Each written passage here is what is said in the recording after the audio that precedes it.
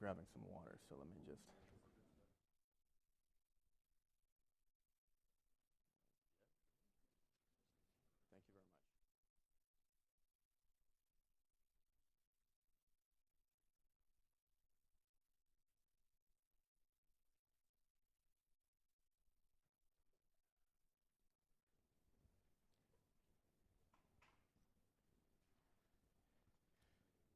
much. Good afternoon, everyone. Thank you for coming today. My name is Bobby McKenzie. I am the Director and Senior Fellow for the Muslim Diaspora Initiative. It's a new initiative that I founded about 60 days ago, and it's an initiative that looks at Muslim communities in the United States through a non-security lens. And so I was both intrigued and delighted when I was offered the opportunity to moderate this discussion, in large part because I've spent the last 5 years working on a range of topics that are directly relevant to countering violent extremism. And I offer this just to give you a sense of how my own ideas have been shaped and informed. I spent a year and a half out in Abu Dhabi setting up the Hidayah Center, which is an international center backed by 29 governments looking at the ways in which we can try and prevent and counter violent extremism. And in that capacity of setting up the center, I traveled to over 15 capitals and met with senior officials.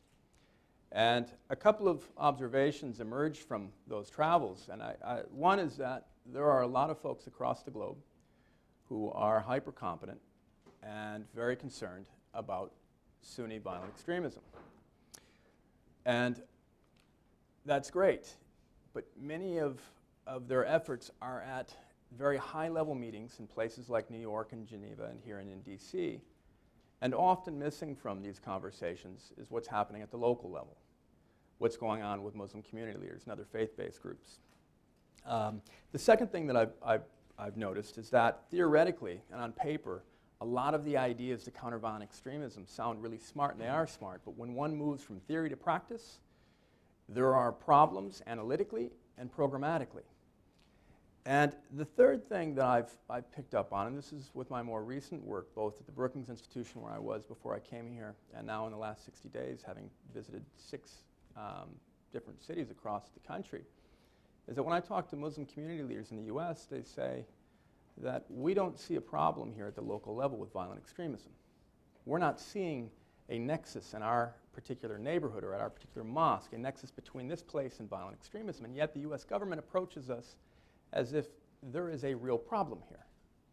And so I'm really delighted to have 4 speakers here today that are going to talk about some of these issues through the lens of how do we measure violent extremism and how do we think about countering violent extremism. And I should note that some of my colleagues here are tracking across the country since 9/11 the number of deaths from individuals that could be labeled Sunni jihadists. And the number is under 100 individuals that have been killed. That's 100 too many. But if you compare that number to the number of deaths by white extremists, it's about the same. And before the Orlando attack, the white extremist deaths were about twice as many. But if you were to poll your average American, they would presume that the numbers at the hands of Muslims, deaths at the hands of Muslims would be skyrocketing. And this is in large part because not just this last political cycle, where certainly we were in a toxic environment, but in a post-9/11 environment, there is palpable fear about Muslims in this country.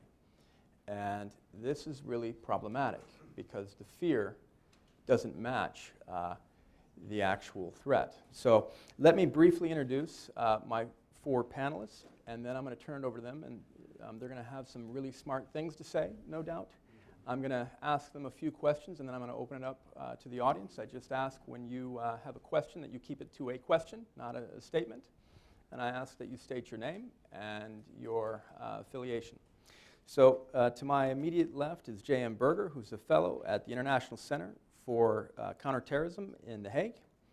And directly to his left is Ben Dubois, who is a co-founder of Omelas. And next to Ben is Muhammad Fraser-Rahim, who is the executive director of North America Quilliam International.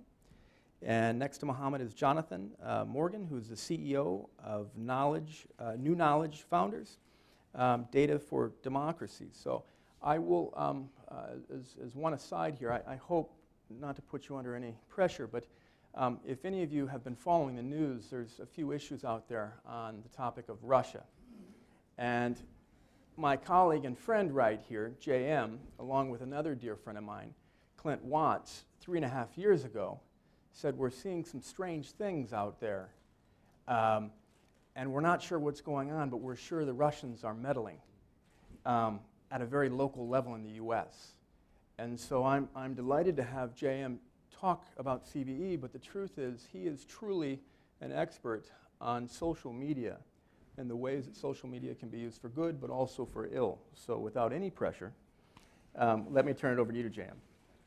Well, thank you for having me, and no pressure at all. So I'm typically the CVE naysayer who gets invited to all the CVE events to talk about how much I hate it, and that seems to be a pretty good career path for me. As Bobby pointed out, there are really a number of problems that have to do with not only with measurability, but also with the types of activities that we classify under CVE. So, you know, town leagues and town halls and soccer leagues is the joke that we usually use. There's a lot of stuff that happens that is not really measurably correlatable to violent extremism, and you know, stuff that makes sense intuitively, like people need better education and then they won't become violent extremists. People, if they have jobs, they won't become violent extremists, and you know, none of this stuff really holds up over time. And when you look at larger populations, what you do find is that in some small populations, you might be able to make a statement like that about a town or a region, but overall, a lot of the efforts that we make on violent extremism have been typically pretty ineffective because they're aimed at things that don't correlate to violent extremism, and we don't have any mechanism to measure the success of the program. So at the end of the program, everybody pats themselves on the back because they got a bunch of people in education, but that doesn't tell us anything about whether it reduced violent extremism. Since I've been with ICCT in The Hague, I've been working on really sort of outlining my objections in a more systematic form. I've done 2 papers over the last year that really go to this. One really proposes that, you know, the concept of de-radicalization, which is at the heart of a lot of CVE efforts, is difficult to measure and difficult to accomplish, but disengagement from violent extremism is something that could potentially be measured and can potentially be accomplished. So instead of trying to change what's inside somebody's head, I'm sorry, when I look down, I seem to get a big volume boost. Instead of measuring what's inside somebody's head, you measure what they do. So this offers possibilities in a social media environment. For instance, you can track an audience. You can see whether somebody is following ISIS, as an example, although I'll get to why that's problematic right now in a minute. But you look at somebody's following ISIS or Al-Qaeda, you can measure whether they're following people who are putting out Al-Qaeda propaganda, whether they stop following them, whether they're retweeting their material, whether they stop retweeting, whether they're engaging with people who are in the organization, whether they're not. That's a measurable thing. And so it makes more sense to target that engagement than to worry about what they're thinking. At the same time, you know, I think that we all understand that it is important to get at these dynamics, to really, you know, it is important to understand what's going on in people's heads, and maybe we can approach that problem. The issue with that is that we don't have any kind of consensus about what extremism is or radicalization, and we don't have any way to measure that stuff. So the second paper that I did in the last year, which is called Extremist Construction of Identity, is an effort to build a framework that you can start evaluating people's extremism, and it defines extremism in a way that I think has not really been done before. The definition is that you're an extremist if you believe that the health of your in-group, the community that you're in, can only be maintained at the expense of an out-group. So you have to take action against somebody else in order for your community to be healthy. If you can't separate that negative action from the health of your community, then you're extremist. And then that gives us a basis to start evaluating how extremist something is and how people become extremists. And there's a framework that I outline in the paper for that. Just to touch on the Russian stuff before my introductory remarks are up. There are a lot of different elements to that, and one of them, and one reason that I took an interest in this in the first place, is that on social media, Russian influence operations have been heavily focused at encouraging domestic extremism in countries outside of Russia. So a lot of what they do is encouraging nationalist movements, far-right movements, racism, anti-Muslim sentiment. And they are able to pour large volumes of material into the social media ecosystem, and it has an effect. And we're seeing that, and we're seeing resurgent right-wing movements, you know, in the United States and Europe, and they have demonstrable, obvious ties to Russia. For instance, the Russians hold a conference in St. Petersburg every year for far-right leaders. Many American leaders have been there, many European leaders have been there.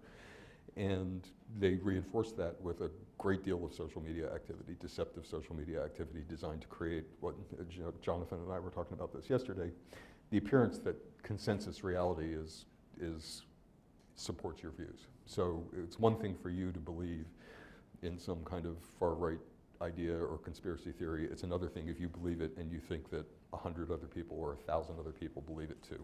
So that community creation, combined with the messaging they do, the type of messaging they do, is really very specifically targeted to foster uncertainty under the framework that I just wrote about. And so it's a big contributing factor to the problem that we have with violent extremism once you get outside of the ISIS lens. Great. Hey, I'm Ben. I'm founder of Omelas, and at Omelas what we do is automate, integrate, and quantify the different approaches that exist right now to countering violent extremism. I actually think we have a few slides up that show our platform. We can present those.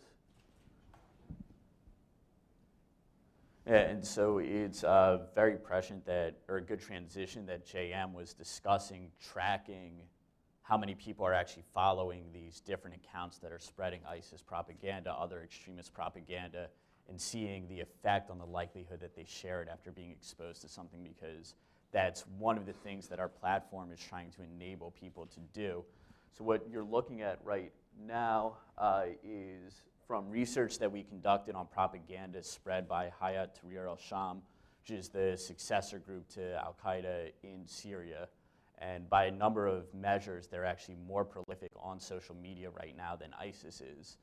And so what our platform enables users to do is to get some semblance of a scientific understanding of what makes their propaganda effective, what pieces of their propaganda are effective, and also how effective counter-messaging is. So in this example, we found two groups of Hayat Tahrir al-Sham, or Hatash, social media accounts, a few under the name Agency One News and a few under the name IBA Agency. And we monitored these groups for a couple weeks and found that their followers were sharing a similar amount of content that was actually created by Hatash. And after running a counter-narrative campaign, we measured the change in likelihood that they were going to share it. So we have two very similar groups. With only one of those groups do we actually provide a counter-narrative. And then we see whether that group is going to be less likely to share extremist content after seeing the counter-narrative compared to a control group. So if we go to the next slide, we can see the results. So the orange line here is the group that we actually served with the counter-narrative, and we were able to see that they actually became less likely to share that content after seeing the counter-narrative. And the overarching point of this is that with this platform, with social media analytics where it is, you can actually get some understanding not just of overall metrics, but compare it to a control and narrow down and see what pieces of your counter-messaging campaigns are actually effective in achieving a change in people's connection with these extremist groups.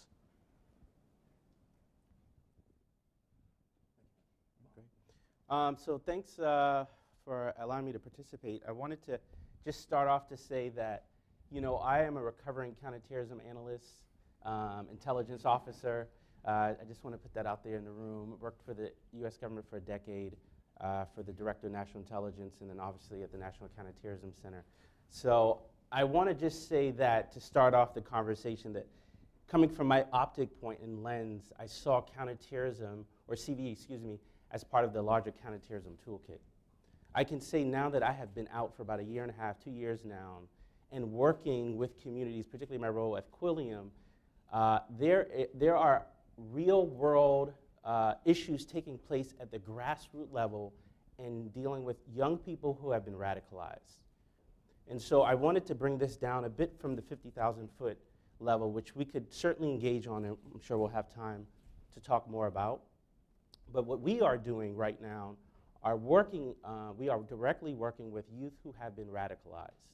There are young people in the Washington, D.C. area and elsewhere that have been referred to us via friends and family that have come to our attention, and they range from urban young kids who are African American, who are Latino, to white Americans who could be from Potomac. And so the diversity of approaches, the practical solutions in which we are working on to find tangible ways to engage are adaptive, they are innovative, they're iterative as well, to address mental health concerns, to deal with the ideological aspect as well as just sort of the groupthink that's certainly emerging on the scene that we're seeing in the contemporary context. And so for us, we're seeing oftentimes a disconnect between the literature and practice. You know, the literature speaks to one thing. There's a wealth. You can go and do a lit review on a number of individuals and organizations that are looking at what are the appropriate responses to combat extremism. But then you have, at a grassroots level, community level, of finding and dealing with individuals who need surgical interventions that are really individually specific as well. And so a lot of our work has been working on that sort of front. And so the debate that we've seen in sort of the popular discourse is there a causality between sort of the interventions that are being offered, and then how do you measure up with offering specific examples that really can tailor toward individuals as well. So I will say that we're all experimenting. We are as well. As I have to deal with a youth tomorrow, I'm trying to find out, you know, is this a mental health situation where I need to bring in a psychiatrist, and how do we deal with this? How do you then look at sort of measuring if this will be successful in, for example, in Kenya? Will this be successful in Saudi Arabia? And how do we find good practices that we all can collectively borrow from? I don't use the terminology best practices because that uses the assumption that someone has found a solution. Last time I checked, and when I turned on the news, there was an attack taking place in Afghanistan just a couple days ago. Whether there are far-right movements that are emerging, and let's use perhaps better terminology, maybe they're ethno-nationalists, et cetera. We have to find, again, real solutions to address a growing, ever-evolving dynamic that is keeping us all up at night. I'll stop there, and then I think we'll allow more time for Q&A. So a few years ago, maybe 2.5 years ago now, I got involved in kind of advising from the perspective of a kind of a data and technology practitioner, the White House and the State Department about how to do CVE specifically with kind of online communities. And that came out of because JM and I had done some work together focused on ISIS specifically, and that kind of led to this engagement. And what became clear pretty quickly was that CVE is not an outcomes-based discipline. As much as it might like to be, it's a very output-driven discipline, and that there's a lot of counter-narrative production, there's a lot of programming, but no real sense of how to measure success, because what is extremism and how would you measure less extremism, whatever that means. And so after that engagement at New Knowledge, we went about trying to figure out, like, well, okay, let's try and give a kind of an easy definition of extremism, one that we could actually do something with. And that was just, what's an extreme deviation from the mainstream on some vector? And so, you know, you could be an extremist Justin Bieber fan, Or you could be an extremist in support of a radical ideology that could potentially lead to violence. And that was right around the time when the alt-right was becoming sort of a popular in the news cycle. And so we looked at far-right extremism as a kind of a proxy for extremism in general, and to see whether or not we could identify communities where extremism was present and whether we could see their sort of trajectory over time. And it turns out that if you analyze the language of extremist communities, you can measure mathematically the difference between how they conceptualize certain ideas and the mainstream. And then you can also measure everybody else kind of somewhere along that spectrum. And so we were able to break down the kind of sort of broader, maybe very conservative community on social media, very conservative sort of US-based community on social media, and find pockets that were sort of more extremist than others, and look at communities that have the concept of Judaism as sort of similar to socialism and homosexuality and some kind of epithet, as opposed to being a religious descriptor. We started applying that to different online communities. We looked at Twitter, we looked at the comments on Donald Trump's Facebook page and found that his supporters there were being sort of radicalized in a similar way. And then we looked at the comment section on Breitbart News, which is exactly what you would expect it to be. And what's interesting is that this same technique of basically breaking down a community's language and looking at who's introducing kind of new, novel, extremist ideas into this community and who's successful at getting those ideas to propagate throughout the community at large. If you start identifying those people across multiple communities, it starts to look like somebody's doing it on purpose, which also led us to investigating the same issue from the Russia perspective. And earlier this year, we released some research that showed that right around April, May, June, and July, which I'm told is consistent with all publicly available signals of Russian influence, so say my friends in the IC, who can't comment on any privately understood signals of Russian influence, that this is a real indicator. If you can understand who is injecting ideas into communities, that you can see who might be responsible for an influence operation. So this relationship between Russia and the far-right extremist movement in the US is not for nothing. I think that there's actually a real interest. It's not just propaganda and influence operations, it's the sort of folks who they're targeting and the potential consequences of that targeting that we should all be, I think, pretty concerned about. Thank you, Paul, for your introductory remarks. I just want to open up a question to all of you, and it touches on what Jonathon talked about, output versus outcomes. And by that, in terms of output, there is a lot of output on this. And for those of us on stage who have worked on these issues for some years now, I mean, this includes to what you were referencing. I mean, it's everything from after-school mentoring programs is CVE, to soccer programs, to youth literacy, and so on and so forth. And so a lot of spaghetti is thrown at the wall to see what sticks. But we have really no idea of even measuring what's sticking. And so I think that the three of you, right, I think it was JM, Ben, and Jonathon talked about online, this social media ecosystem and how to try and identify what's going on. But we also had Muhammad, who talked about interventions, where you can also measure to some degree what's going on. So the question is, as we look forward with this particular administration, with any administration, if we want to move away from this framework of output versus outcomes, how do we start to get at this? What would be a better way of thinking about, one, violent extremism, and how do we counter it, whether it's online or using the kind of interventions that Muhammad touched on? So I'll open it up in any order. So the thing about online is that over time it has proven to be an extremely accurate proxy for offline. So the advantage of designing and implementing programs and approaches online and measuring them is that you can then take the lessons learned from that and put them into an offline context and take them to an intervention. And so the window has kind of closed on doing this kind of work on ISIS. The ISIS on social media problem, despite the fact that we still have governments clamoring for action from social media companies. In fact, there's not much more the social media companies can do at this point. The big companies, Twitter, Facebook, YouTube, are very aggressively dealing with this problem, and there is a diminishing returns to any investment that they're going to put into suspending ISIS accounts at this point. The ISIS accounts are warped. Their networks are warped as a result. Tahrir al-Sham is a much better, at this point, probably a good laboratory for us to sort of investigate what kinds of messages will work to encourage disengagement because they have much more robust presence online, and it's probably due to their separation from Al-Qaeda and the attendant ambiguities, the social media companies are not likely to crack down on them in the same way. So there should be a fairly natural network that we can experiment with and sort of design messaging for.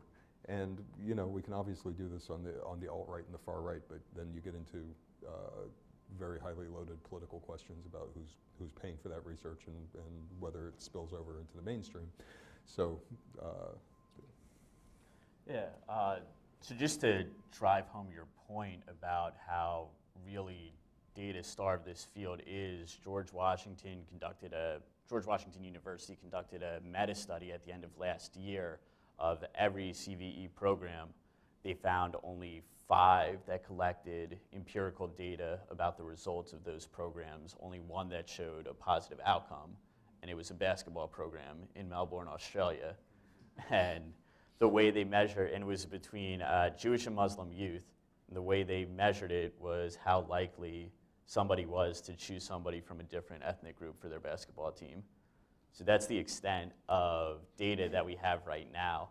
And I think you're going to run into a problem with a field that's just trying to figure out how to get its metrics about what really should be looked at for radicalization. So JM and I both talked about how likely they are to share, to retweet something from an extremist site. And at Omelas, we're actually developing a score that measures somebody's entire online profile, how similar it is to known extremists. But even that, you know, it's something we just came up with. And I think the way to really address this is you need to try to provide as many metrics as possible and be as honest as possible. And if one metric shows it's working and one doesn't, you know, there are always going to be huge incentives to only go with the one that works. But it's really essential that we include as many metrics as possible, that we look at this in as many different lenses as possible, because the simple truth is we don't know which metric right now is best at measuring how somebody actually feels, how likely somebody actually is to commit an act of violence in the name of extremism. Just to follow up on that point, I mean, and this is to JM's point about disengagement, but also to your point about interventions. Rather than, and I would like to hear from all of you, but rather than, but let's start with Muhammad, but rather than trying to go at the entire community to try and figure out who, you know, on the spectrum of extremism, where they are, if we've already identified people, and I think the FBI says there's around 1,000, why not have a intervention program? I mean, and I know that the government is still toying with this, and we're doing this in onesies, twosies, but I mean a full-on intervention program and see how that works. And the intervention program would be bespoke and tailored based on the needs of that particular individual. But this idea of how do we identify who's going to go off the deep end, I worry about that, because all of a sudden we start to continue down the path that we're currently on, which is the law enforcement and the FBI doing community engagements across the U.S. like they've been doing since 2009. And by community engagements, for those of you that aren't familiar, the FBI and local law enforcement meet with Muslim communities across the country. And from what I hear, time and again, across the country from Muslim community leaders, is that they're not crazy about these programs. But in many ways, they feel compelled to participate. And so I guess I would ask, as a follow-up, Muhammad, with the interventions, why not have an actual policy where we focus on interventions and then we try and, I mean, there would be some metrics around that, no? Well, I mean, there are some programs that are already out there. You've probably been familiar, or may not just sort of come on the radar in the past 6 months, is Parents After Hate, the father of Carlos Bledsoe, Abdul Malik Mujahid, who carried out the attack in 2009 at the Army recruiting site in Arkansas. His father saw the aftermath of what do you do? And there are other family members who are struggling. You know, is there a 24/7 hotline? Who do you call? You know, you're not calling Ghostbusters. You need to call someone for assistance. And so you have that. You have the Montgomery County model, Brave as another example. So there are sort of onesie-twosies, as you mentioned. I think, to be frank with you, this struggle of finding interventions that actually will stick is a big debate. And then quite frankly, if we just focus on the Muslim community for a second, because I think it's important to look at the broad spectrum, there are internal debates within the Muslim community of, and you've probably heard of, is CVE something that should be done within the Muslim community? Is this something that is contrived by the US government? Is this an action that is part of a decades-long plan of running subversive actions with Muslim population or minority populations? So you're having this sort of an internal debate between, is this something practical that can be done? And then is law enforcement the actual vehicle to do it as well?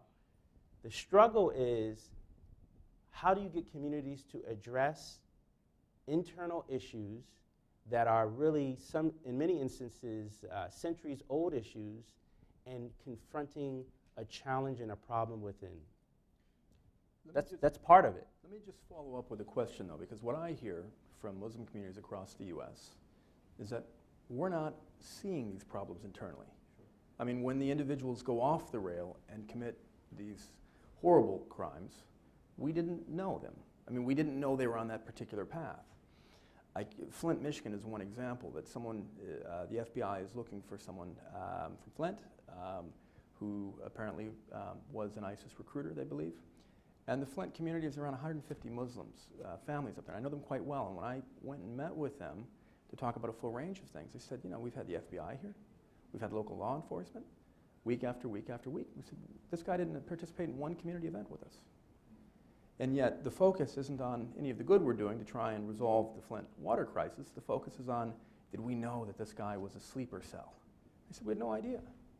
And so I guess what I'm hearing across the US from communities is that we're not seeing an internal problem. And that the individuals who are going off the rail are often doing this online. They're doing this in the privacy of their home, in the basement, or in very small groups. So I guess that's the perspective that I'm hearing. And I think that that's a legitimate. I mean, I'm from these communities. I'm third generation African American Muslim. I went to Quranic school, learned Arabic as a young child, got fluent in Arabic and studied abroad, all that sort of religious education, and went to public school in the American South. And the mosque that my father is the imam at is integrated. It's part of the fabric, and largely speaking, they have no issues. But what happens when you have communities that, or you have third spaces that are operating? So not maybe within the mosque itself, third spaces that are taking place that unfortunately are corroding the good works of what the larger mainstream Muslim community is doing. So it's a struggle. It's not a sort of black and white issue. There is an internal challenge of the rise of this very skewed literist interpretation that's permeating in many communities, not just in the US, but globally. And then you also have sort of private engagements where individuals are recruiting and trying to get people online. Mm-hmm. And what I would argue to say is the same way that a drug recruiter, the same way that a gang recruiter seeks to target youth is the same way you want to address an extremist trying to target young people too as well. And it's going to be different. It's going to be complicated. It's not going to be a one-size-fits-all in all location, as you know, as you sort of highlighted already. And I think that kind of points out, like, why are we doing this in the first place? Why do we care about extremism online in the first place? It's not. We don't care about it just because. We care about it because if it exists, then people can discover it, and people can discover it in the privacy of their own home, and there's the potential for them to self-radicalize. We've known about this potential issue for a long time, and nevertheless we run around bothering imams and Muslim communities at mosques because we think that that's the only way to do this in the kind of the community engagement model that the FBI has been following since the 1970s, when back to far-right extremists again. And I think that we don't stop to think about why we're doing this, and we don't stop to think about what we can actually accomplish. Because I think in this context, there's two paths to dealing with the online threat. You can reduce the kind of operational capacity. You can reduce somebody's presence, which is largely what we've done with ISIS. People aren't discovering ISIS content on Twitter anymore and getting led down down the rabbit hole. That doesn't happen because it's been largely wiped away. But then the other thing that you could possibly do is engage with people and change their minds if you think that their ideology represents a threat to your well-being. And that's something that ostensibly counter-narratives are supposed to do, but we have no way of measuring whether or not they're successful. And so I feel like the fact that there is no clear strategy, there's sort of no succinct tactical objectives to CVE in general, is what leads to the situation that we're describing. There, you can identify individuals and perhaps engage with some kind of intervention strategy, and everything else is sort of the blind leading the blind. Yeah. I think there's, to some extent, some of our attitudes and policies about this are driven by what happened in the 80s and 90s. So before the rise of social media, you did have recruitment took place in mosques. You did have people would go to mosques, they would try and infiltrate their content, and they would do it sometimes with content that was not objectionable. So it would be about Bosnia. We're going to go in and talk about Bosnia, and then you use that talk about Bosnia to recruit somebody into becoming a mujahideen in Bosnia. And since 9/11, the Muslim community has adapted. And there is, before 9/11, you know, there was just kind of a very loose attitude about this. In the same way the government's attitude was very loose. The government knew that Americans were going to fight in Bosnia. They didn't really care. Government knew Americans were going to fight in Afghanistan. They not only didn't care, they kind of were in favor of it.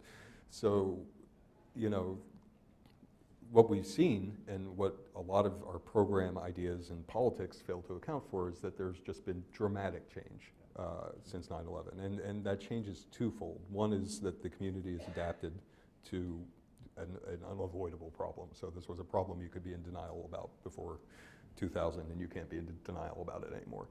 But secondly, social media is fundamentally more conducive to extremists than operating in a real community is. Discovery of people with fringe views is far easier on social media. You can have conversations with somebody who's a violent extremist without putting yourself at, you don't have to like hang around with somebody who's violent, might be violent to you. You can talk to them and get comfortable with them before you have to interact with them. And so the structure of social media really has given extremists an ability to do an end run around the gatekeepers that controlled the old media infrastructure. You know, before the biggest success that white nationalists had in the 1990s was getting a public access channel on cable that might have an audience of 5,000 people. Just to follow up on that question about social media and the uniqueness of it, of bringing particularly extreme individuals together. What kind of knowledge do we have about our ability to actually engage them and try and dissuade them from that particular path? What metrics are there out there on this? And this is for all of you. I mean, I think it's... Rather than just shutting down accounts, but I mean our ability to actually engage. I think that right now we're thinking about it from a very like CT, counterterrorism point of view, whereas what I see in general is that most of this work is focused on identifying individuals, like kind of NSA style. Let's collect everything that we possibly can, and then in that huge haystack, let's go and find these needles, because these are real anomalies. Like anybody who would potentially engage in an act of violence based on being radicalized with some ideology is like, it's so rare, right? As to be perhaps impossible to identify these folks individually. So I think that a more realistic strategy is to think about group radicalization, look at communities where there's a high degree of extremism, generally speaking, identify the people in those communities who are influential, because they're the people who are already authentic and credible voices in this community that's at risk, and can disseminate messages to the rest of the community in a way that will be heard. And I think that that strategy of identifying those credible voices, partnering with them on issues where there's some kind of shared values, and encouraging them to encourage their communities to step away from the ledge, seems more realistic to me than finding the 10 people on Twitter right now that are potentially at risk of committing an act of violence, tracking them down and like direct messaging with them, and you know, as fast as we can to try and stop them from whatever they might do. You know. Do we have any success though in engaging with these influencers to the degree you just mentioned? Because that seems super hard to me, because they're already down a particular path. But they're not. I think that's the thing that's interesting about this, is that so often there's communities that are on a trajectory, right? And I think that there are examples of identifying people.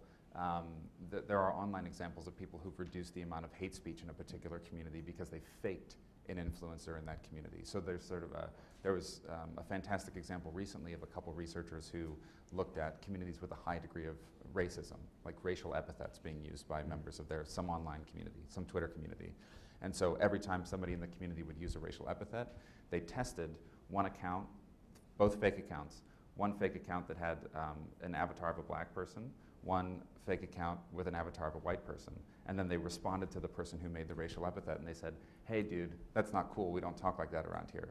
And the fake account with the white avatar and a high follower count reduced the amount of kind of racially charged language in that community. So it is possible to target people who are engaging in this behavior and say, we basically, before this gets out of control, before this becomes a law enforcement issue, when it's just people being jerks, right, or just people talking about things that make us uncomfortable, let's see if we can diffuse that before it becomes an issue. And so there are examples of that being successful, I think. Yeah, I was actually going to cite that exact study. But yeah, so you can sort of think of radicalization as almost like a sales funnel, that it starts at this very high level where they're doing sort of a spray and pray approach, trying to jump on to really popular hashtags, see who responds, feed them a little bit more propaganda, make it as unobjectionable as possible at first. Then when people show more and more interest, then you get to more and more extremist propaganda. And while that's obviously a problem that's occurring, it does open up a huge opportunity, because outside the world of countering violent extremism, hundreds upon millions of dollars has been invested in going on social media and tracking it to understand how that sales funnel works. Advertising companies invest literally billions of dollars a year to understand how people interact with them on social media, what makes somebody become loyal to them on social media. And because that technology exists, we really can get a much deeper understanding of how that sales funnel is occurring, what's actually causing people to go further down it, what's actually causing people to turn away from it. And that gives us the power to really start pushing back and to really understand the radicalization process at a level we haven't before. I would just add two things to this. I mean, the first is with the funnel, the question is always, where do you target the funnel? So violent extremism is a game of very, very low percentages. So, you know, you send a message out to 50,000 people in the hopes that you get one person who's going to adopt it and join the group. With such low percentages, there is a strong argument to be made, I think, that you really target people who are way down the funnel after a lot of the people have been filtered out. And secondly, and this is a related point, one thing, the paper that I just did on identity construction looked at how Christian identity formed. And one thing that became clear over looking at a century of their texts is that every time their legitimacy was challenged, it forced them to come up with new and more elaborate justifications for their beliefs. And so much of what we do in the CVE space today, or historically, and maybe we won't be doing anything going forward, has been targeted to big audiences. So we're going to go out and talk to all Muslims about this problem. And what we're doing frequently is we are framing this in the form of, again, this is historical, much of our messaging has been devoted to saying that ISIS doesn't represent Islam. ISIS is not legitimately Islamic. And the study of Christian identity suggests that attacking legitimacy is a sure way to escalate the justification. So there are, that it would, you know, what the research that I've been doing, and I'll have a new paper out that applies this methodology to ISIS in the next couple of weeks, is it may be better to undermine the arguments that they're making rather than do this head-on attack. And you know, I think that a lot of, you have to measure what your audience is, right? So when Obama comes out, you know, and says ISIS is not Islamic, he's trying to reassure Muslims in this country that he's not out to get them. That's part of what he's doing. So that message serves an audience, it serves a purpose for that audience, but maybe it serves a counterproductive purpose for somebody who's in the radicalization spiral. Thank you. Let me open it up now to the audience. We're going to have someone that's going to pass around the microphone. Again, please state your name, your institutional affiliation, and please keep it to a question. Let's start in the front.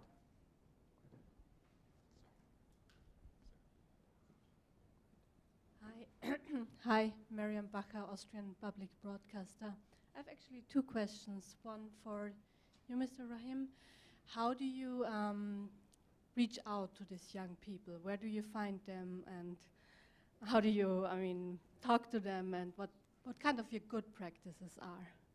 And to the social media experts, have you ever done a study about the Donald? The subreddit the Donald, and about the dynamics there, and maybe you can elaborate a little bit on that. Thank you. To answer your question, the community itself. It's the old sort of neighborhood, a friend, a grandmother, an aunt, a cousin. I'm on the board of the America's Islamic Heritage Museum that's in Southeast Anacostia. I would highly suggest you, if you haven't been, you should definitely visit there. And I would, it's community members who know me. There are people who, if they don't know me, they know they're looking for organizations that they can work with that are addressing front lines issues. And we're not the only one. There's others that are out there too as well that are doing really good work. And then there's sometimes there's the referral by law enforcement too as well.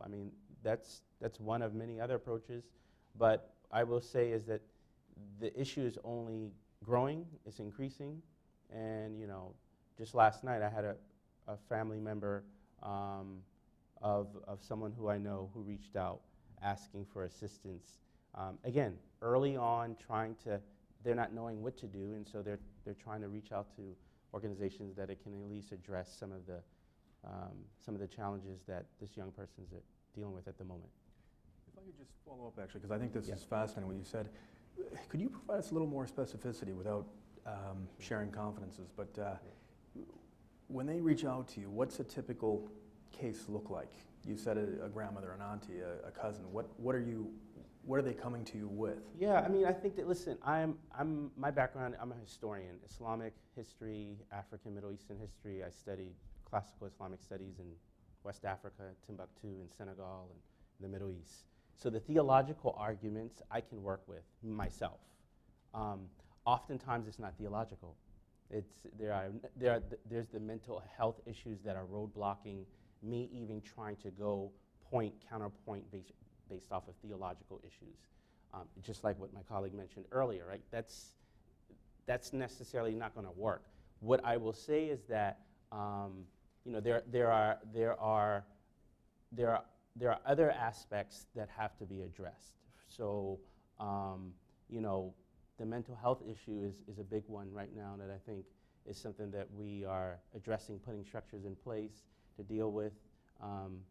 Individuals ranging from autism to schizophrenia too as well. Sure. I guess my question is, though, what is the threshold before someone reaches out to you? Are they saying, my kid's online, or are they saying, I've heard my kid talk at the dinner table about X? I think it's a combination of all that. It's people who are like, I don't know what to do, and I need to talk with someone, and let me reach out to someone who I think knows what they're doing. And so that's the first start. That's what you do want. You want someone to in the worst case scenario, this may be nothing at all. But if it's nothing at all, let me pass it on to organizations that can aid with me to put together something, a plan, a structure, a program that will address a very personalized experience as it relates to their vulnerability to extremism. So, we're still experimenting. I want it to be very clear. We're still experimenting as we're dealing with this, because one person, we're all different. We're very much the same as humans, but we're very different in how much you need to give, how much involvement an individual may need more, clinical assistance, being evaluated. And so we're dealing with it on a case-by-case basis. Great. And the second part of her question, maybe, for the others. Okay. My apologies. So, about the Donald, if you're not the Donald, our president, but the Donald, a subreddit. So if you're like fortunate enough not to be familiar with this particular subreddit, it's pretty much just so Reddit's a kind of a website where you can vote stories up or down, whether or comments up or down. Sort of, it's pretty much its whole thing. And the Donald is a subreddit. It's a particular community on Reddit that was sort of a gathering place for the alt-right.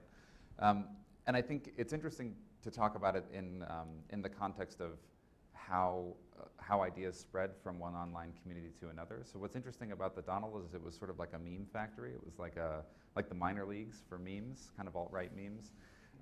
And so they'd sort of test out ideas, and ones that kind of percolated their way to the top and became popular inside the Donald are the sort of memes that you'd eventually see in more public spaces like Twitter. And so I think the Donald's a more public one. Anybody can access the Donald, and like most subreddits. But there are also other channels where people are gathering in more private ways. So there's a community called 4chan that you're probably maybe have heard of, but hopefully haven't experienced in person. There's a section of 4chan called poll, only for the strong-stomached. But it's another place where it's sort of an ephemeral community. The messages only last for short periods of time, so people will gather there. It's anonymous, brainstorm ideas, talk about sort of campaigns they want to run. When the Macron leaks came out just before the French elections, there was a group of people on 4chan gathering to decide how they wanted to promote those on other social media channels. There's a platform called Discord, which was largely for gamers, where people are gathering in sort of popular Discord channels. Centipedes, I think, is the one that was sort of the alt-right kind of pro-Trump channel. And so the reason that the Donald is interesting is less so as like another example of like people posting swastikas and Pepe the Frog memes, but mostly because it's a breeding ground for some of these ideas. You can sort of see how some of these concepts are incepted. So, and to JM's earlier point about just having a whole new audience for extremism, so on Reddit there's the front page, which is every subreddit, so every community within Reddit, and any piece from any community can make its way there. And because the Donald had that strategy of just going after memes, you had people who may not have been interested at first just going on Reddit for any of the other reasons, finding these inviting memes that they thought were funny, and then going to that community at first just to share memes with their friends, and makes it a much more accessible way to get there than, say, having to follow an extremist Twitter account that's going to lead you to Stormfront. And I think this is an example, not to like, well, I know we have more questions to get to, I'm sure, but I think the alt-right stuff is probably more accessible for most of us here in the US. It's a little bit easier to understand intuitively why people get attracted to it. But I think we went really deep on ISIS, really deep into understanding the mechanics of their ideology and the sort of ideological underpinnings of the arguments that they were making. What we're seeing with the alt-right, if we want to call that synonymous, which I don't think that it is, because for lots of reasons, obviously, there's no like alt-right state. So it's a different thing. But many, well, okay, maybe there is. They were just more successful in infiltrating the mainstream. There's so many like President Bannon jokes to make right now that I'm just going to step right aside. But I think the reason that people get attracted to it is exactly that. I mean, there's just something iconoclast about the alt-right. It's sort of anti the mainstream. It takes all the things that, as a young person you might find grating about the way that you're supposed to behave, and it kind of gives them the middle finger, and it gives you permission to be the way that probably most of us were as teenagers, which is the way that adults do things is stupid and wrong. And I think that it's an attractive thing that is, relatively speaking, that kind of rebellion is innocuous. And so the fact that that's a gateway to much more dangerous behaviors, I think, is probably something worth looking at when thinking about kind of extremism in general and the target audience for most extremists, young men. Thank you. Right here. Kat, USAID, Afghanistan and Pakistan Affairs. I actually have a question for the group. I think, as we go forward with this narrative, especially internationally, development and diplomacy have really been asked to step up and play more of a role in countering violent extremism. And we have for a while, but especially as it pertains to development work, I want to hear more about this kind of counter narrative, because I think you know, some of the issues that we've been having is our basic assumption anyway that the narrative is that this has to do with grievances, and if we solve those grievances, then we solve terrorism or extremism. From I guess a lot of our work, we struggle with what is that counter narrative, because you really have to understand the situation in a localism to be able to inject that counter narrative. So I would like to hear, I guess, a little more from the group of how you get to that counter narrative. I'll just say, sorry, just briefly, you know, the terminology, you know, I think it's all about semantics and precision. I mean, we use the terminology, particularly at Quilliam, inclusive narratives, because again, inclusivity, being holistic, addressing the globalization, right? That is needed more than ever. We've learned a lot since 9/11. I think we can't use the same terminology and language. That's gotten us but so far.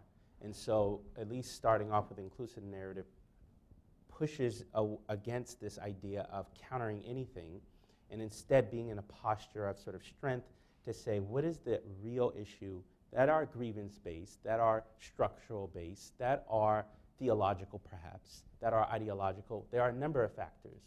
And so I think that language just has to be addressed first and foremost, and then number two, addressing it at the local level. I think, you know, throwing money out at a sort of broad brush global level just won't address what we're dealing with, which we're seeing very different dynamics in different locations that are perhaps different even within countries themselves.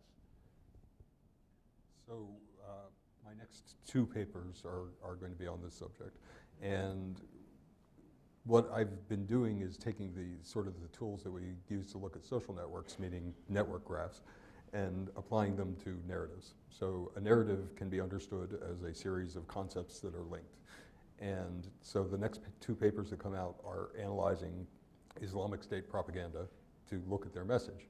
And very broadly, what I found was there are three kinds of groups that are discussed in extremist propaganda. There's the in-group and the out-group, but the in-group breaks into two parts when you get into, so in the extremist, the Christian identity paper I looked at, there was really no organization. They weren't recruiting into an organization. They're just selling a worldview. For ISIS, because there is an organization, you have two in-groups. You have the eligible in-group, which is Sunni Muslims, and then you have the extremist in-group, which is ISIS. And you can track the linkages in these narratives. So the out-group, which in a lot of Islamic State propaganda is Shia Muslims, although they have many out-groups. But the out-group causes a crisis, is linked to a crisis, and you can draw that as a graph. And then the crisis is afflicting the eligible in-group, and the extremist in-group has the solution to the crisis, and so the eligible in-group should join the extremist in-group. So when you take that very high-level thing, what you can then do is go into the message, and I'm doing this with specific pieces of propaganda, and get really, really detailed about it. So I look at a speech by Abu Muhammad al-Adnani, and he very conveniently, his rhetorical style makes this very easy because he likes to give lists. So he says, here's what ISIS is, and then he gives a list of qualities that ISIS has, and here's what Shias are, and here's a list of qualities they have. So you can map this out, and what you can see is that some things that it promotes are just designed to burnish the appearance of the group. So Islamic State is courageous, which is one that for some reason, our institutional response to terrorism automatically attacks that. No, they're cowards, right? But that the Islamic State is courageous is a message that just, in social networking terms, in network graph terms, it's a pendant. It just hangs off there. It doesn't go anywhere. It's just enhancing the appearance of the group. When they say the Islamic State protects Sunni Muslims in Iraq, that is an appeal to the eligible in-group, and that's a messaging point that you should attack because it's bridging. It's not just hanging out there. And they put so much stuff out that it can be overwhelming and people just want to push back on every single piece of it. But in reality, what you want to do is you want to break the linkages. You want to break the link that they make between the out-group and the crisis, and you want to break the link they make between the extremist in-group and the eligible in-group. So you can go into their messaging and really very specifically identify what are we going to counter-program against. What's one in the back? The lady in the back, on the left.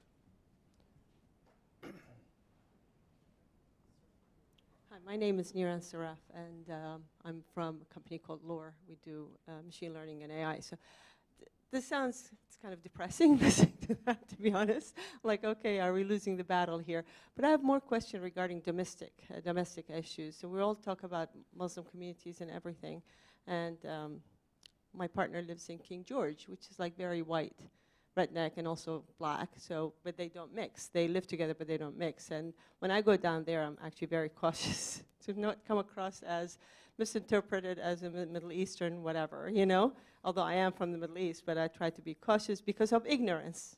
So my question is that we're targeting the Islamic community, you know, Muslim community here.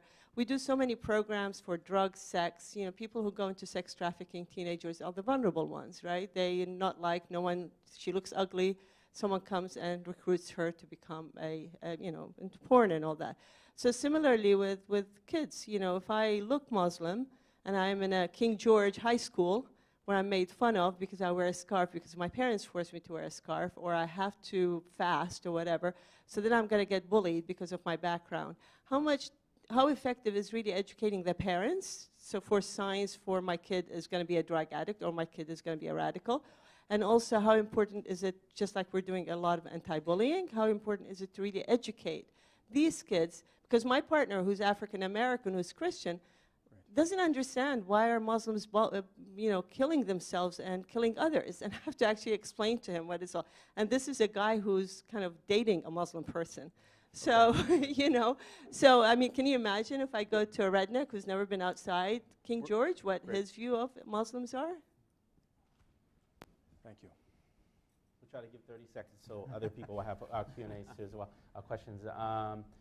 You know, education is important. I mean, I always make the distinction between culture and religion. There's a lot of cultural dynamics that are going on that are outside of religious concepts and oftentimes get conflated into two.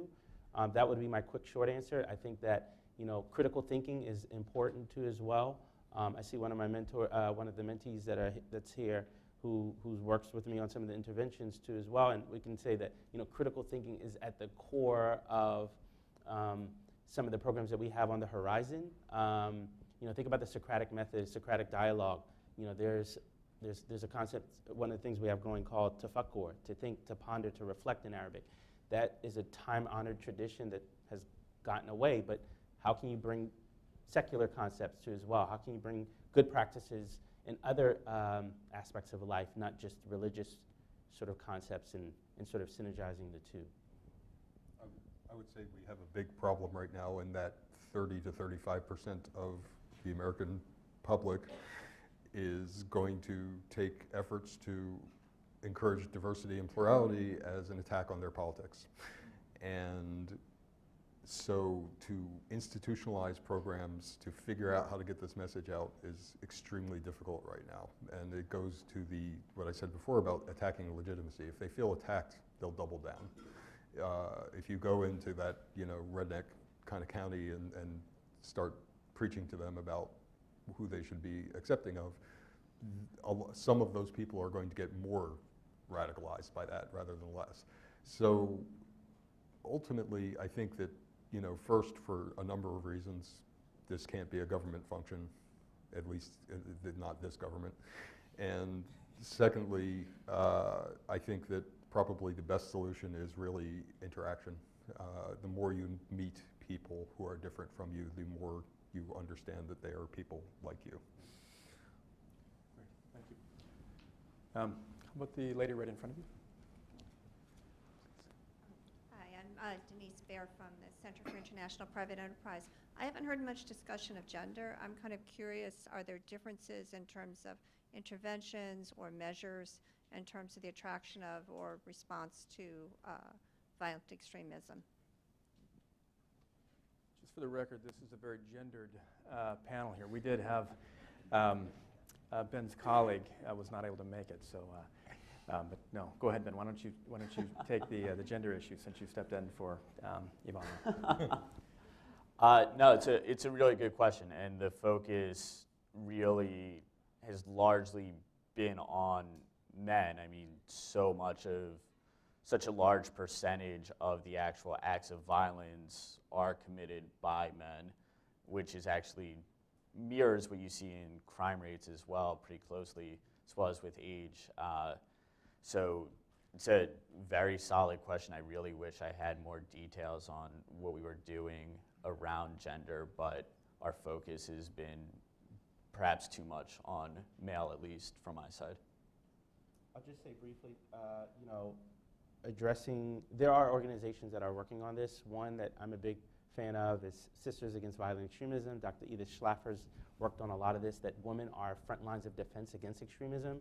She's run a lot of programs, particularly the mother schools, throughout the world. I know she's doing work now in, I think, Zanzibar, just looking at women as being sort of advocates of turning young men away from extremism, if we just use the men. But also, I think she's doing some work on fathers, too, as well, and working sort of that intersectionality, I hate that word, but we'll just use it for now, between women and understanding some of the issues that they're dealing with, as we're seeing shifts of tactics, techniques, and procedures by ISIS and Al-Qaeda to employ women, whether they're wearing an abaya, to just diversify their tactics as well. We're going to take 3 questions at a time now, just for the purpose of time. So if you can, maybe we can go the 3 individuals right there. Hi, this is Jill Turner. I'm from MSI. You talk a lot about the counter-narrative, and these are either direct measures of programming in the counter-narrative or they're proxy measures for change in communities. What other work is being done out there about things like Kat said, which is grievances, relative deprivation, or other things that kind of marry the, the micro, which is what you're doing in these communities, with the macro, which is what people are saying? Is there other work out there? If you could pass the microphone to the gentleman to your left, please. That had a question? Great. Hi, my name is Mustafa. I'm from the Muslim Public Affairs Council. I am a CV practitioner. I wanted to know if you guys have any validated measures that, I guess, measure empirically found driving factors like identity crises, like grievance, et cetera. And then finally, the lady that had her hand here in the middle, if you could pass the Yeah. microphone.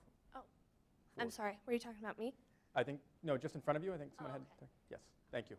Hi, Fatima Ismail. I'm an intern at the Washington Center. So I was just wondering what kind of reform is going on when it comes to FBI tactics, especially within, like, when they're addressing these issues within the Muslim community, because oftentimes Muslims do feel like they're being attacked when they come to the FBI when they want to address these grievances or these issues within the community, and they feel like their children will probably never be seen again, will get locked up, and these types of things are going to happen to them after they, put them to the FBI. So what kind of actual reform is going on within the FBI? So the first 2 questions, I think, are related. You're talking about this kind of root causes stuff, and I think that the issue is really that a lot of the root causes research suggests that the things we assume are root causes aren't.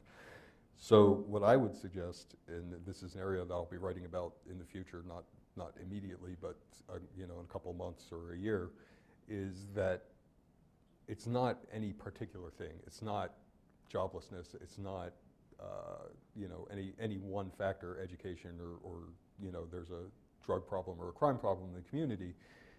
It's when the status quo is changing dramatically in a community, I think, is when it is vulnerable to extremism creeping in. And there's some really interesting research being done by a researcher named Michael Hogg.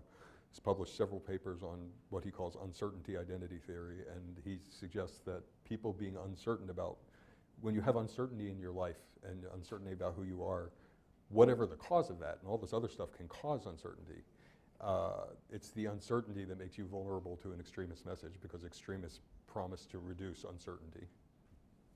It's probably that and exposure, right? Yes. I mean, there's no, I think Jay makes a really good point, that this idea that, like, if we could just solve joblessness or whatever, that we'd somehow solve the problem, I think is true. I think there's been a lot of really thoughtful research, qualitative research done, but I think, to your point, there's no validated quantitative research, I don't think, along those lines.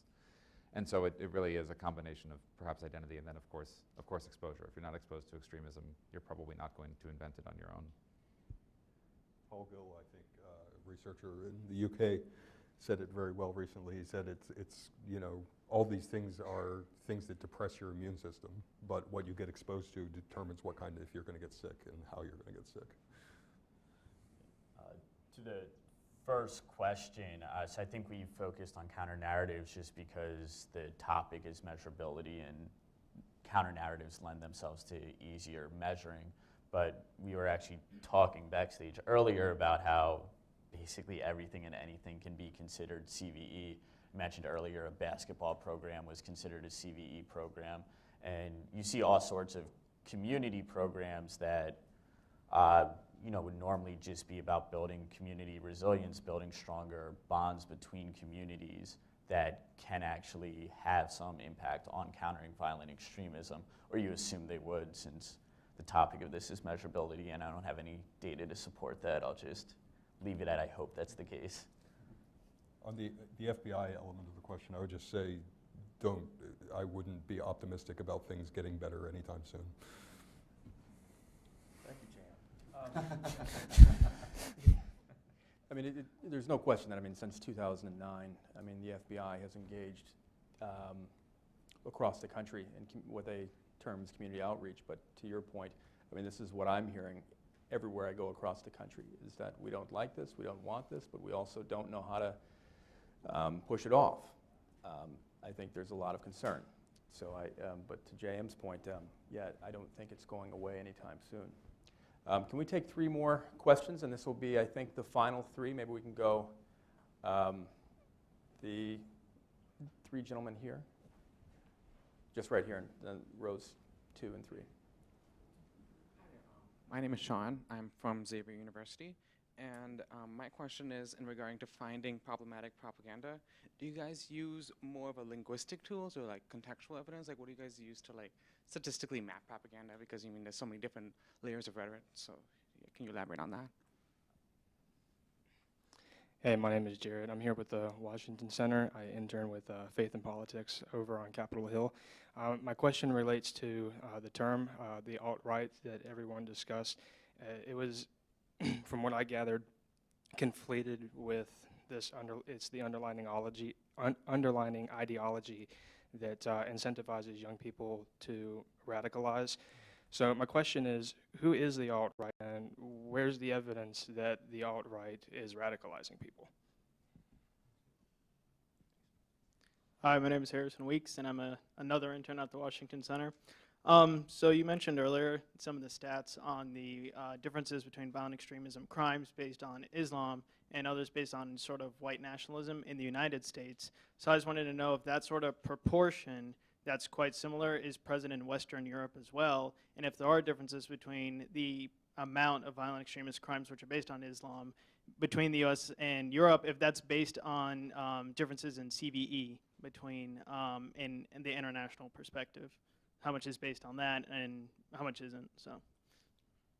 I can speak to the first 2 questions because they're kind of related, I think. The sort of semantically how propaganda is identified, and it also speaks to how we've quantified the alt-right's influence, at least on the kind of larger conservative conversation. So that ultimately, with machine learning, we can sort of understand the implied definition of given concepts and words specific to some online community. So if we look at all the language that a community's published, we can sort of see how they define concepts, right? So there's like, that's the way that we all learn concepts. We sort of understand how everybody else talks about something, and then we kind of figure out what it is based on like hearing it hundreds or thousands of times. And so machines aren't quite that smart, but if you look at examples of something millions of times, then you start to get a sense of what it probably means. And so once you can do that mathematically, you can sort of see the trajectory of a definition of a concept and how that changes over time in a specific community. And so if people have very uncommon definitions of certain concepts, that's a sort of a key indicator of propaganda, especially if there's a real spike, if there's a real like big delta in how that definition changes from month to month. That's how we spotted sort of Russian influence operations in the spring, and also how we measured the influence of the alt-right on the larger kind of conservative community over the course of 2016 in general. So we looked at the way that the alt-right would describe a particular concept, so Judaism, for example, and then see whether or not that similar kind of definition of that concept was present in the kind of larger social media dialogue? Like, how did that change? What was the delta between the way that like regular conservative people talked about Judaism, and how did that change? And it became, the concept of Judaism became increasingly synonymous with something more like an epithet, with like some existential threat like globalism over the course of 2016. And so you could really see where the alt-right, maybe not intentionally, but as a byproduct of their language, or a byproduct of the language that was provided to them, say, by some outside actor, Russia, that they did have a lot of success in at least getting that particular idea to sort of spread throughout the adjacent communities, their adjacent communities online. I'll say a couple things on that. The way I find propaganda is community detection.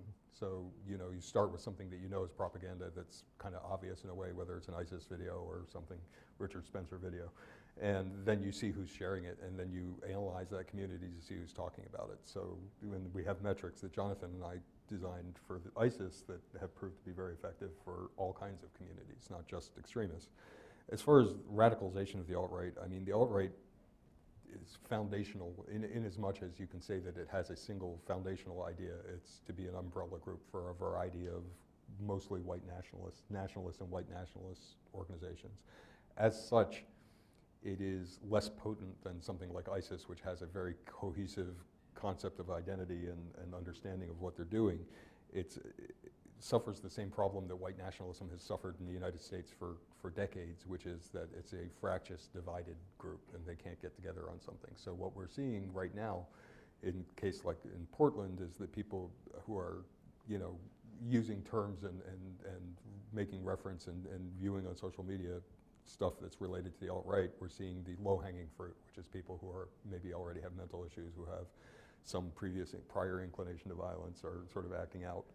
The question is, how is white nationalism and the alt-right going to evolve over the next couple of years, and whether it's going to become we're seeing a split in the alt-right now, right? So we're seeing the racist alt-right sort of split off from the hyper-conservative alt-right. And, if they congeal into a clearly defined identity and ideology, that's when we really have to worry. But in the meantime, the fact that there are numerically so many more people involved with the alt-right as opposed to being involved with ISIS in the United States means that we're probably going to see increased incidents of violence connected to them, even though they're less effective at radicalizing and mobilizing.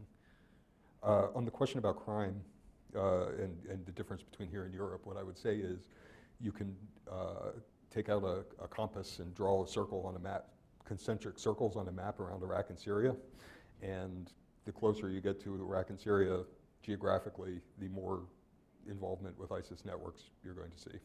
And when you cross the ocean, cross the Atlantic to the United States, you see a drop-off. So as Jonathon correctly noted earlier, violent extremism spreads through exposure, through social contact. And so if where people live and where people move has an effect on how it spreads. So closer you get to Iraq and Syria, the more people are going to be involved in it. So Europe is closer than the United States.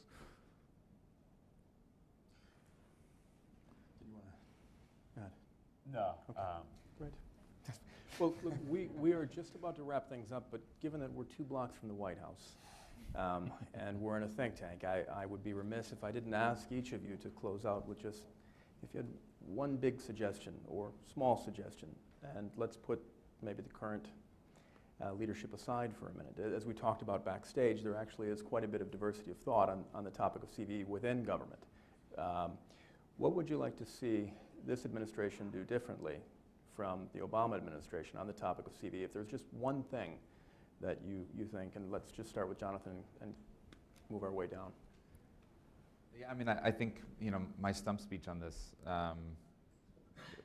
during the Obama administration, and it would continue if in the event that there's any interest from this administration about continuing CVE, is define an outcome.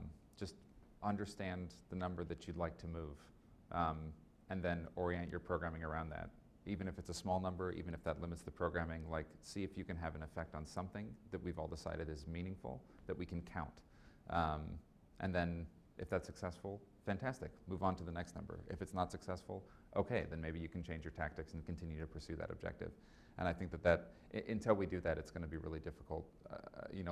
I feel like conversations like this have been going on for years, and I think we'll be here again in 2020 going like, how could we start measuring CVE if we don't reorient ourselves along those lines? I think I would agree with him. I think aiding local communities as well is critical. I mean, communities themselves need to come up with solutions that are sustaining.